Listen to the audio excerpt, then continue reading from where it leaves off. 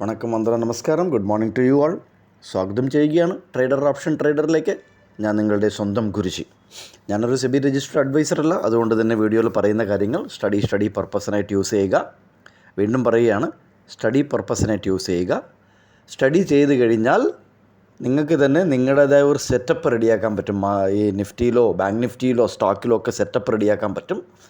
ഇത് നമ്മൾ കുറേ നാളായിട്ട് പറഞ്ഞുകൊണ്ടിരിക്കുന്ന ഒരു കാര്യമാണ്. സോ നിഫ്റ്റിയുടെ കാര്യമാണ് നമ്മൾ കുറേ വർഷങ്ങളായിട്ട് പറയുന്നത്. ബാങ്ക് നിഫ്റ്റിയും പറയാറുണ്ട്. അതിനകത്ത് മെയിനായിട്ട് നമ്മൾ പറയുന്നത് പോയിൻ്റ് ഓഫ് കൺട്രോൾ, POC എന്ന് പറയുന്ന ഒരു കാര്യം നമ്മൾ കഴിഞ്ഞ ഒരു വർഷത്തിൽ കൂടുതലായി ഈ POCയെക്കുറിച്ച് സംസാരിക്കുന്നുണ്ട്. നിറച്ച് പേർക്ക് ഇതിനകത്ത് ക്ലാരിറ്റി ഇല്ല. എന്താണ് POC, പോയിൻ്റ് ഓഫ് കൺട്രോൾ? അതിൽ തന്നെ അർത്ഥമുണ്ടല്ലേ. ഒരു വിഷയം, അതായത് ഒരു പ്രൈസിനെ കൺട്രോൾ ചെയ്യുന്നു, പോയിൻ്റാണ്. ഇപ്പോൾ നമുക്ക് നമ്മുടെ ഒരു മാർക്കറ്റിൽ പോയി കഴിഞ്ഞാലും, നോട്ട് ഓൺലി ഇൻ ട്രേഡിംഗ് അല്ലേ, നിഫ്റ്റിയിലോ സ്റ്റോക്ക് മാർക്കറ്റിലോ അല്ല, നമുക്ക് ഒരു പോയിൻ്റിൽ നിന്നാണ് തുടങ്ങുന്നത്. ഇപ്പോൾ ഫോർ എക്സാമ്പിൾ ലേലം അല്ലേ, നിങ്ങൾ ലേലം സിനിമയൊക്കെ കണ്ടു കാണും. ഇപ്പോൾ ഒരു ലേലം, അല്ലെങ്കിൽ നമ്മൾ ലേലം വിളിക്കുന്നു അല്ലേ, ആ ലേലം വിളിക്കുമ്പോൾ ഒരു പോയിൻ്റിൽ നിന്നാണ് അവിടെ തുടങ്ങുന്നത്. അതായത് ഈ ഒരു പർട്ടിക്കുലർ പ്രോഡക്റ്റിന് ഇത്ര രൂപ നമ്മൾ തീരുമാനിച്ചിരിക്കും, അവിടെ നിന്നാണ് തുടങ്ങുന്നത് അല്ലേ. അതേപോലെയാണ് ഈ പോയിൻ്റ് ഓഫ് കൺട്രോൾ ഷെയർ മാർക്കറ്റിൽ വർക്കാവുന്നത്.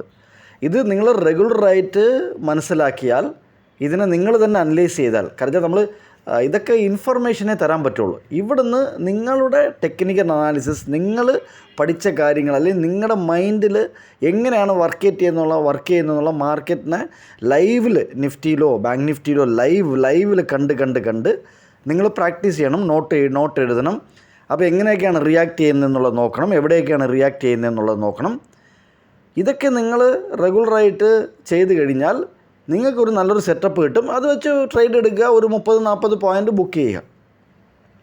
അതായത് ഇന്നലെ ടെലഗ്രാം ചാനലിലും ലൈവ് ഒബ്സർവേഷൻ പറ്റുന്ന ദിവസങ്ങളിൽ കൊടുക്കാറുണ്ട്. ഇന്നലെ ലൈവ് ഒബ്സർവേഷൻ കൊടുത്തിരുന്നു.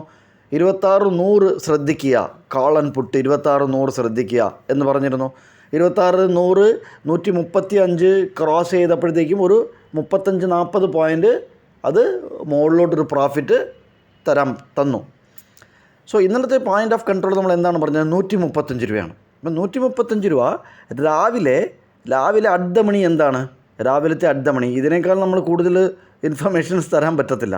ഓക്കെ, രാവിലത്തെ അഡ്ഡമണി എന്ന് പറഞ്ഞു കഴിഞ്ഞാൽ 26,050 രാവിലത്തെ അഡ്ഡമണി മാറിക്കൊണ്ടിരിക്കുമല്ലോ. അഡ്ഡമണി നമുക്ക് ഡേ ടൈമിൽ, അതായത് ഡേ ട്രേഡിങ്ങിൽ ലൈവ് മാർക്കറ്റിൽ ATM എന്ന് പറയുന്ന, അതിനാണ് അഡ്ഡമണി എന്ന് പറയുന്നത്. അത് ചേഞ്ച് ആയിക്കൊണ്ട് ഇരിക്കും. മുകളിലോട്ട് പോകുകയാണെങ്കിൽ അഡ്ഡമണി അടുത്തടുത്ത് ലെവലിലോട്ട് പോകും. ഇപ്പോൾ 26.50, 26-100, 26-200 ഇതൊക്കെ അഡ്ഡമണിയായിട്ട് പോകും അല്ലേ. അപ്പോൾ ഈ അഡ്ഡമണിയിൽ ആരാണ് സ്ട്രോങ് എന്നുള്ളത് അനലൈസ് ചെയ്യാനാണ് നമ്മൾ ഈ പോയിൻ്റ് ഓഫ് കൺട്രോൾ പറയുന്നത്. ഈ പോയിൻ്റ് ഓഫ് കൺട്രോൾ വരാതെ, അല്ലെങ്കിൽ ഇതിനെ പറഞ്ഞ് തീരുമാനമാക്കാതെ നിഫ്റ്റിയോ ബാങ്ക് നിഫ്റ്റിയോ ഒരു സ്റ്റോക്കോ എങ്ങോട്ട് മൂവ് ആവില്ല. അവിടെ തന്നെ നിന്ന് കളിച്ചുകൊണ്ടേയിരിക്കും. ഇന്നലെ അതാണ് സംഭവിച്ചത്.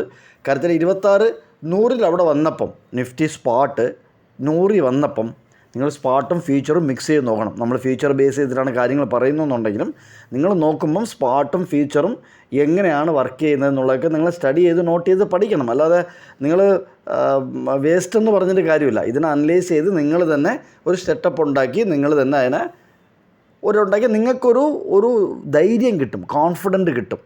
ആ കോൺഫിഡൻറ്റിൽ നിങ്ങൾക്ക് നല്ല എൻട്രിയും എക്സിറ്റും ചെയ്യാൻ പറ്റും ധൈര്യത്തോടു കൂടി. ഇത് ഇന്നലെ കണ്ടോ, ഞാൻ ഇന്നലത്തെ അഡ്ഡമണി രാവിലെ ഓപ്പൺ എന്തുണ്ട് 135 മുകളിൽ.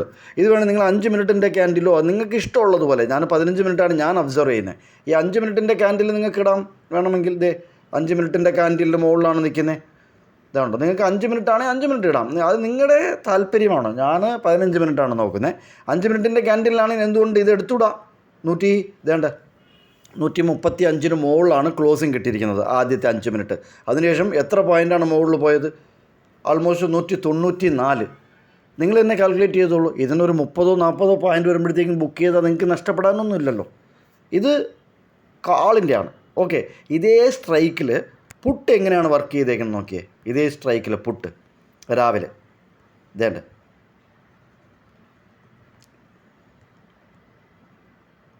ഇതുണ്ടോ, 135 രാവിലത്തെ 5 മിനിറ്റിൽ താഴെയാണ് ക്ലോസ് ചെയ്തേക്കുന്നത്. അതുകൊണ്ട് ആദ്യത്തെ 15 മിനിറ്റിൻ്റെ ക്യാൻഡിൽ ഇന്നലെ 23-ാം തീയതിയാണ്, ഒക്ടോബർ മാസമാണ്. സോ ഈ 5 മിനിറ്റിന് താഴോട്ട് വന്നു. എന്നിട്ട് ഈ ലെവലിൽ വന്നപ്പം 135 വന്നപ്പോഴത്തേക്കും ഇത് സ്ട്രഗിൾ ചെയ്തുകൊണ്ടോ എക്സാക്ട്ലി 2:30-ക്ക് ഈ 135 എന്ന് പറയുന്ന സ്ഥലത്ത് വന്നപ്പോഴത്തേക്ക് സ്ട്രഗിൾ ചെയ്തു. അത് തന്നെ അവിടെയും ഉണ്ടായിട്ടുണ്ട്, 25-50-ലും അവിടെയും ഉണ്ടായിട്ടുണ്ട്. അതിനുശേഷം മുകളിലോട്ട് ഒരു യാത്ര നമുക്ക് കാണാൻ പറ്റി.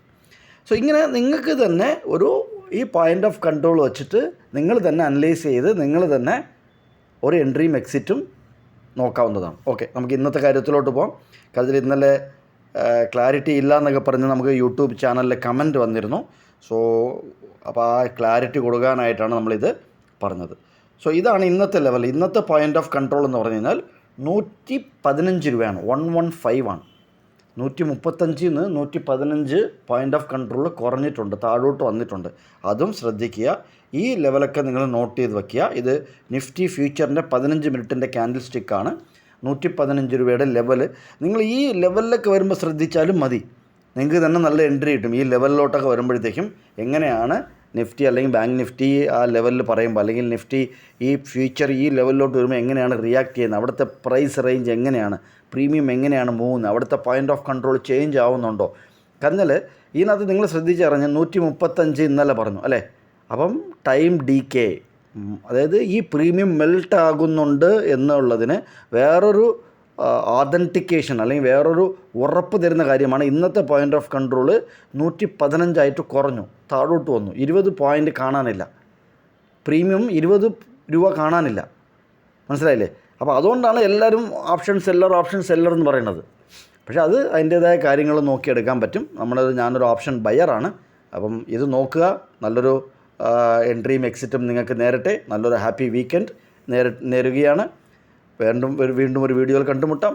കണ്ടതിൽ നന്ദി, നമസ്കാരം. Thank you very much.